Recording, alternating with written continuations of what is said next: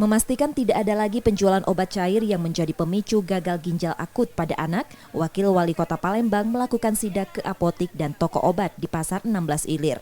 Hasil sidak, apotik dan toko obat di kawasan Pasar 16 Ilir sudah menghentikan penjualan obat cair tersebut. Sidak akan rutin dilakukan sambil menunggu langkah berikutnya dan tindak lanjut dari Kemenkes yang saat ini masih melakukan pemeriksaan terhadap 102 merek obat cair, terutama 3 merek, yakni Unibaby Cok Sirup, Unibaby Drops, dan Unibaby Demam Sirup yang positif mengandung etilen glikol dan sudah dicabut penjualannya. Alhamdulillah dari penelusuran kita di beberapa apotik yang ada di Pasar 16, ya kenapa kami pilih Pasar 16? Kami takutnya nanti karena Pasar 16 ini kan banyak sekali yang memang membeli obat di sini ya untuk lebih mudah, partai besar dan sebagainya. Makanya ini yang awal kita tuju ya. Akan tetapi BP POM akan terus berjalan bersama dengan kawan-kawan percepatan penanggulangan masalah ini dari provinsi dan kota.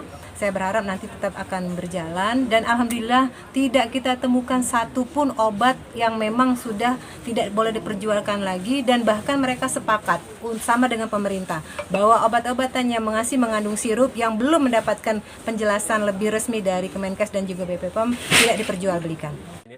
Masyarakat, khususnya orang tua, diminta membeli obat berdasarkan resep dokter. Reski Oktora, Muklas Diferensial, Kompas TV, Palembang, Sumatera Selatan.